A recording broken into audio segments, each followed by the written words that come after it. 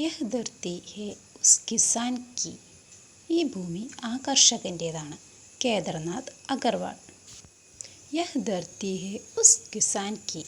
ഈ ഭൂമി ആ കർഷകൻ്റേതാണ്. ധർത്തി എന്ന് വെച്ചാൽ ഭൂമി, കിസാൻ എന്ന് വെച്ചാൽ കർഷകൻ.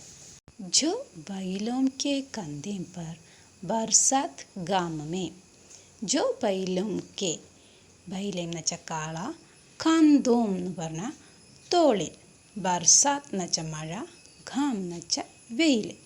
വെയിലത്തും മഴയത്തും കാളകളുടെ തോളിൽ വെച്ചു കൊടുത്തിരിക്കുന്ന ജുവ ഭാഗ്യക രഖ് ദേത്താ ഹെ. ജുവ എന്ന് വെച്ചാൽ നുകം.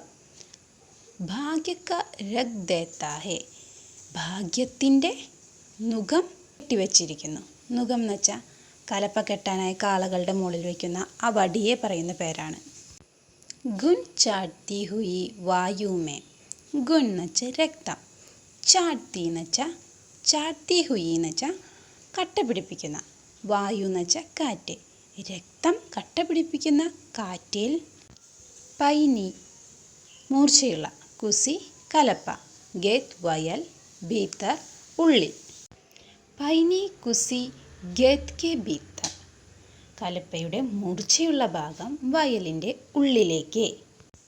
ദൂർ എന്ന് വെച്ചാൽ ദൂരത്തിൽ, കലേജെ എന്ന് വെച്ചാൽ ആഴത്തിൽ, തക് ലേ ജാക്കർ കൊണ്ടുപോയി.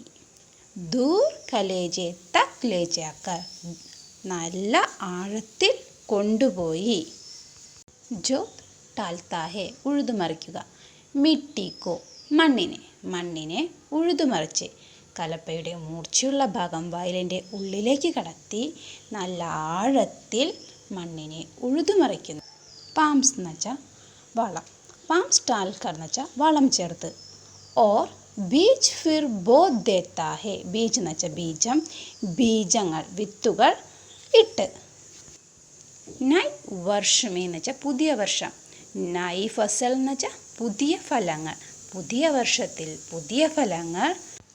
ധർ അൻക ലഖാ ജാത്താ ഹെ, ധാന്യകൂമ്പാരം നൽകി. യഹ് ധർത്തി ഹെ ഉസ് കിസാൻ കി. ഈ ഭൂമി ആ കർഷകൻ്റേതാണ്. നഹി രാവ് കി നഹി രഖ് കി. രാവ് എന്ന് വെച്ചാൽ രാജാവ്, രഖ് എന്ന് വെച്ചാൽ പാവപ്പെട്ടവൻ. രാജാവിൻ്റേതുമല്ല പാവപ്പെട്ടവൻ്റേതുമല്ല. നഹി കിസി കി നഹി കിസി കി.